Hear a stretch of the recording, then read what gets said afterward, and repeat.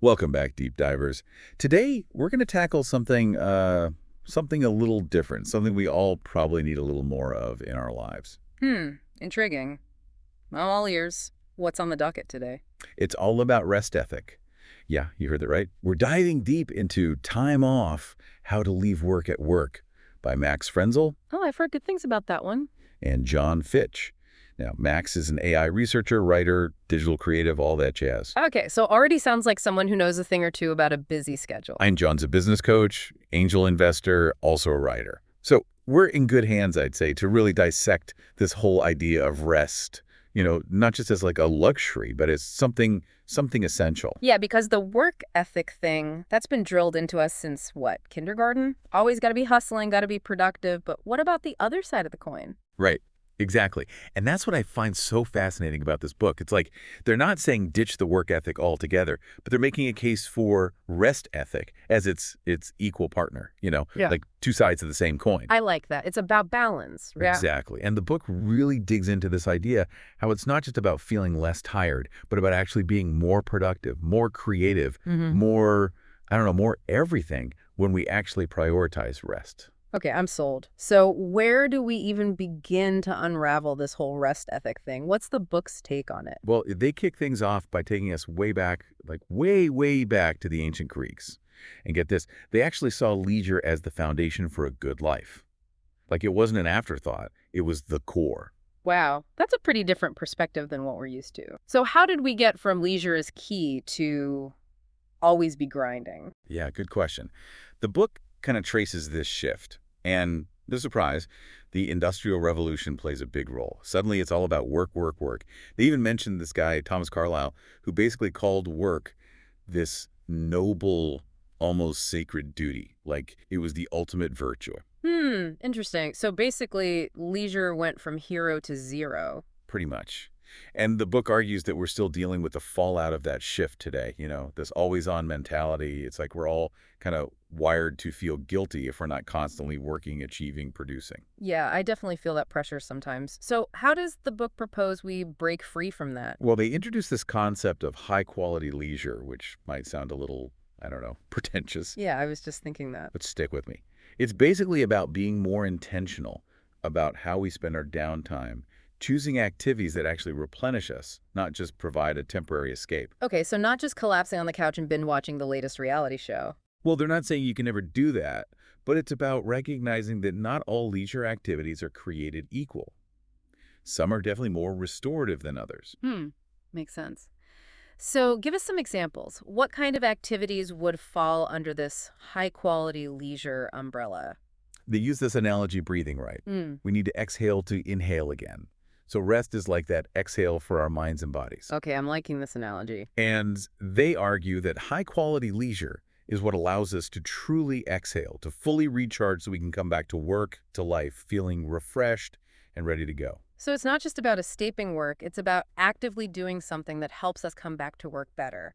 I'm intrigued. What are some of those things? Well, they dive into a bunch of different examples, but one that stood out to me was this story about Sarah Arai, this busy working mom who thought online gaming was her downtime.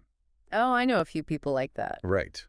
But she eventually realized that it was actually adding to her stress, not reducing it.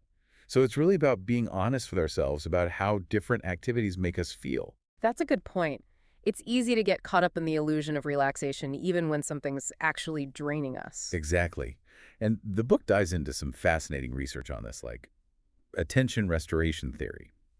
It basically says that our modern world is constantly bombarding us with stimuli, which totally depletes our attention spans. And nature, on the other hand, gives our minds a chance to, like, wander and reset. So a walk in the woods is better than scrolling through social media. I think I can get behind that. Right. And then for those of us who, maybe crave a little more engagement in our downtime, they talk about deep play.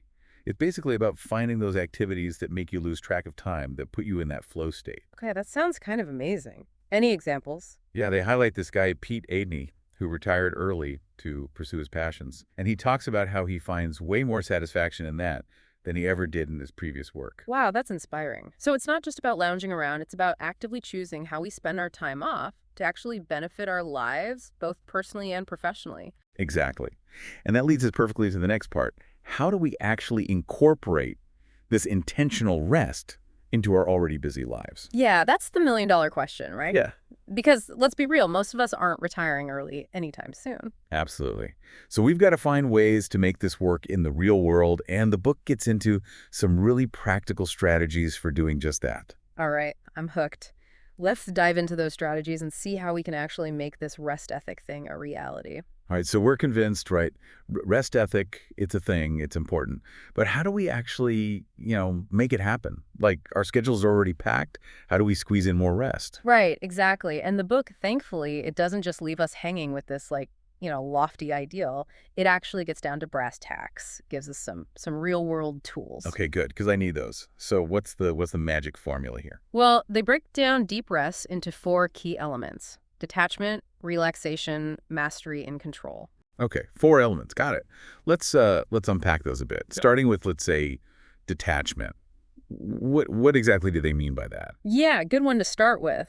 Because, let's be honest, in today's world, detaching from work, that's easier said than done. Ooh, tell me about it. I'm like constantly checking emails, even on, supposed vacation. It's a problem. But that's exactly what they're getting at. Detachment is about creating that clear boundary between work time and non-work time. Like mentally clocking out. Okay, so it's not just about physically leaving the office. It's about like shifting your mental state too. Exactly, and they use this great analogy in the book. It's like you wouldn't wear your work uniform to a party, right? Right. Same goes for your mental state. You got to switch outfits, so to speak. Okay, I love that. Yeah. So detachment, check. What about relaxation? That one seems a little more, I don't know, straightforward maybe. Yeah, you'd think so, right? But even relaxation can be tricky because it's not just about vegging out in front of the TV. Okay, so there's like good relaxation and bad relaxation. Well, they don't put it quite like that, but yeah, the idea is that you want to find activities that genuinely help you unwind, de-stress, recharge. Okay, so bubble baths, massages, nature walks, all that good stuff. Sure, those can definitely be part of it, but it's really about, again, being intentional, figuring out what truly works for you. Maybe it's reading, listening to music, meditation, spending time with loved ones, whatever helps you let go of that tension and just, be present. Okay, so relaxation, it's personalized. Got it. What about mastery? That one seems a little, I don't know, maybe counterintuitive for rest. Like, shouldn't we be, not striving for anything during our downtime? It's not about, adding more pressure to your to-do list. Mastery in this context, it's about engaging in activities that challenge you in a positive way. Things that make you feel, I don't know, maybe a little bit stretched, but in a good way. Okay, so not just passively consuming, but actively creating, learning, growing. Exactly. Maybe it's learning a new language, picking up a musical instrument, taking a cooking class, or even just, diving deeper into a subject that you're passionate about. Okay, yeah, I can see that. It's about feeling that sense of accomplishment even in your downtime. Exactly. And it doesn't have to be, something huge. Even small wins can contribute to that sense of mastery. And the book, actually, they tell this really cool story about Charles H. Towns, who, he invented the laser. Oh, wow. Yeah. And apparently he came up with the idea while taking a walk in the park. He'd been, struggling with this problem for months, hitting a wall. And it was during that time off, that moment of relaxation, that the solution just clicked. Wow, that's amazing. So sometimes stepping away is actually the key to breaking through those mental blocks. Absolutely. Sometimes our brains just need a little space to breathe, to wander, to make those unexpected connections. Okay, so we've got detachment, relaxation, mastery. That leaves us with control. What's that all about? Control, yeah, this one's important because it's really about taking ownership of your time off. It's about making conscious choices about how you want to spend it rather than just, letting it get filled up with obligations and to-do lists. Well, it's about saying no to things that drain you and yes to things that energize you. Exactly. It's about setting boundaries, even in your leisure time. And they even have this rest ethic assessment in the book. It's kind of like a personality quiz for your downtime. I would love those. It helps you identify, what your ideal forms of rest are based on those 4 elements we've been talking about. Okay, I am definitely checking that out. But what about, those of us who, even when we do manage to physically take time off, we just can't seem to, like, fully disconnect. Yeah, I struggle with that too. Like my brain just keeps churning even when I'm supposed to be relaxing. Right. It's like we're so used to being on all the time. It's hard to just switch it off. And that's exactly why the book dedicates a whole section to the importance of solitude. Solitude. Okay, that's an interesting one. Because I feel like, we live in such a hyper-connected world. Solitude almost feels like a dirty word.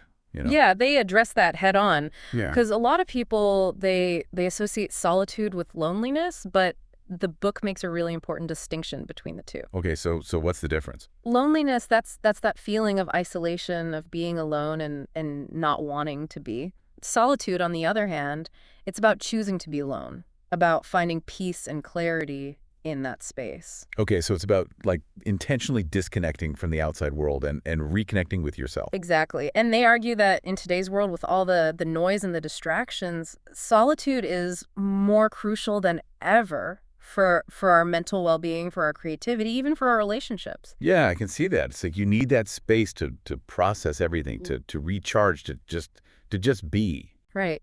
And they actually highlight a musician in the book, Ed Woody Allen, who goes by the stage name Etherwood. And he actually went and isolated himself in a remote cabin in Finland for a while.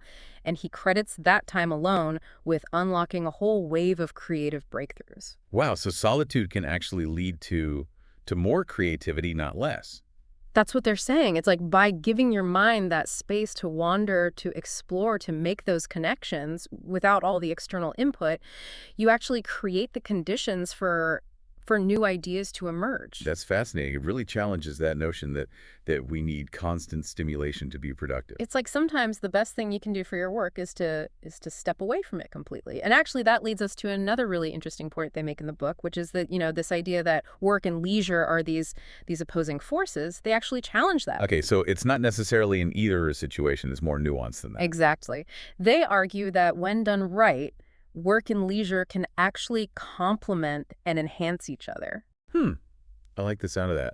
So how do they back that up? Do they have any examples? Oh yeah, they've got some great case studies. One that really stood out to me was this Michelin-starred Swedish restaurant, Fäviken, and they implemented a 4-day work week for their staff. A 4-day work week in a Michelin-starred restaurant. That seems, I don't know, almost impossible. Right. You'd think it would be total chaos, but actually it had the opposite effect. The staff was happier, more rested, and they were actually more creative in the kitchen. They came up with even better dishes. They were more efficient. The whole thing just worked. Wow, so prioritizing rest actually led to better work outcomes. That's amazing. And they have another example, Stephen Arstall, CEO of Tower Paddleboards, and he implemented a 5-hour workday during the summer months. And again, you'd think productivity would plummet, but actually it increased, and employee satisfaction went way up too. So it's like by giving people more time to rest, to recharge, to live their lives, you're actually investing in their work too.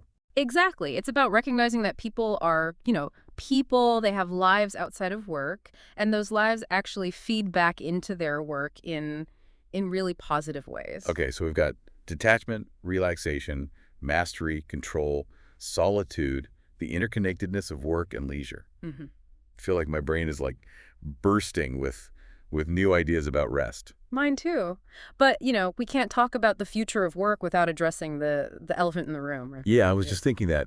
AI, it's everywhere, it's changing everything, and it's definitely got a lot of people worried about, their jobs, their futures. Absolutely. And the book, it doesn't shy away from that. They actually dedicate a whole section to navigating the age of AI. Okay, good, because I'm definitely curious to hear their take on that, because I think there's a lot of fear out there, this idea that robots are going to take over everything and we're all going to be out of jobs. Yeah, it's a valid concern. But the book, they offer a slightly different perspective. They acknowledge those fears, but they also see AI as an opportunity.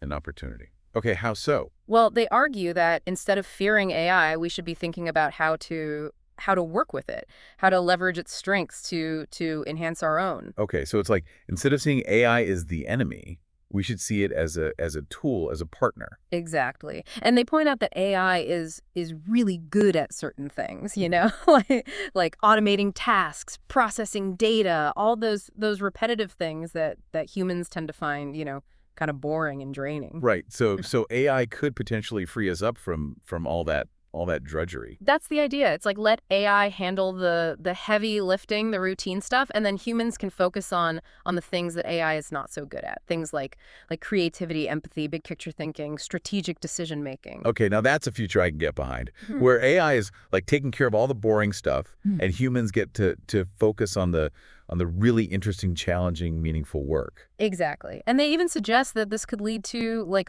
a whole new wave of entrepreneurship. Oh, interesting. How so? Well, if AI is handling all the day-to-day grind, the routine tasks, people would have more time and mental space to pursue their passions, to turn their side hustles into something more. Wow, so AI could actually become this unexpected catalyst for personal growth and innovation. And remember, deep play, that idea of immersing ourselves in activities we love. Imagine having even more time for that. Okay, now that's a future I can get excited about. Me too.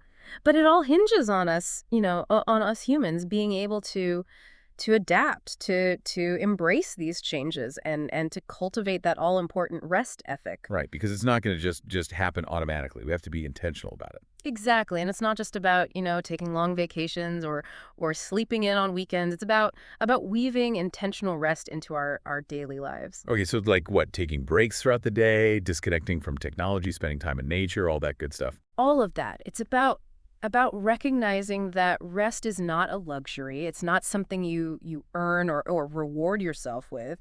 It's essential for our well-being, for our productivity, for our creativity. It's like making a conscious effort to recharge our mental batteries, just like we do with our phones or our laptops. Exactly. And here's where things get really interesting. The book argues that in this age of AI, the future won't belong to those who simply work the hardest. It'll belong to those who can master both their work ethic and their rest ethic. Wow, that's a powerful statement. It's like rest is no longer just this nice to have. It's a strategic advantage. So instead of viewing this technological shift with fear, we can choose to see it as an opportunity to create a more balanced, more fulfilling way of life. A world where work and leisure aren't seen as opposing forces, but as complementary aspects of a well-lived life. I love that, and I think that's a perfect note to wrap up this part of our deep dive. It really is. And for you, our listener, what are your takeaways? How will you embrace the idea of rest ethic and shape your own future in this exciting, ever-evolving world? Food for thought, and we'll pick this back up in the final part of our deep dive. Okay, so we've covered a lot of ground, from like ancient Greek philosophers to Michelin-starred restaurants and now AI. It's a lot to process. It really is, but I think it all boils down to this. How do we prepare ourselves, mentally or emotionally, even spiritually, for this future that's rapidly changing around us? Right, because it's easy to get caught up in the fear, the uncertainty, especially with all the talk about AI replacing jobs and all that. Absolutely. But the book, it encourages us to shift our perspective, to see AI not as a threat, but as a potential ally, a tool that can actually help us live better, more fulfilling lives. Okay, I like that. So how do we do that? How do we, like, practically speaking, make that shift? Well, it starts with recognizing what AI is good at and what it's not so good at. And the authors make a really compelling argument that AI, it excels at those tasks that we humans, frankly, find pretty tedious, like data entry, scheduling, repetitive tasks. Right, all the stuff that kind of sucks the life out of us. Exactly. And they suggest that AI could actually free us from all that, free up our time and energy to focus on things that AI can't replicate, things that require, human ingenuity, creativity, empathy, those uniquely human qualities. Okay, so it's like AI takes care of the grunt work, and we get to focus on the stuff that actually makes us feel, alive, engaged, inspired. Precisely. And this is where that whole rest ethic thing really comes full circle, because by prioritizing rest, by giving ourselves the space to recharge, to think creatively, to connect with ourselves and others on a deeper level, we're actually honing those very skills that will be most valuable in the age of AI. So it's like rest isn't just about feeling good, it's about equipping ourselves for the future. Exactly. It's about investing in our human capital, the things that make us uniquely human. I love that. So it's not about, humans versus AI. It's about humans and AI working together, each playing to their strengths. That's a great way to put it. And the authors really believe that this collaboration, it has the potential to unlock a whole new era of human flourishing. A world where we're not just surviving but thriving. Exactly. And that's a future I think we can all get excited about. I know I am. And I think that's a pretty great place to wrap up our deep dive into Time Off, How to Leave Work at Work by Max Frenzel and John Fitch. It's been a real mind bender, hasn't it? It has, but in a good way. Uh, It's definitely given me a lot to think about, a lot to put into practice in my own life. Me too. And to our listeners, we'd love to hear your thoughts.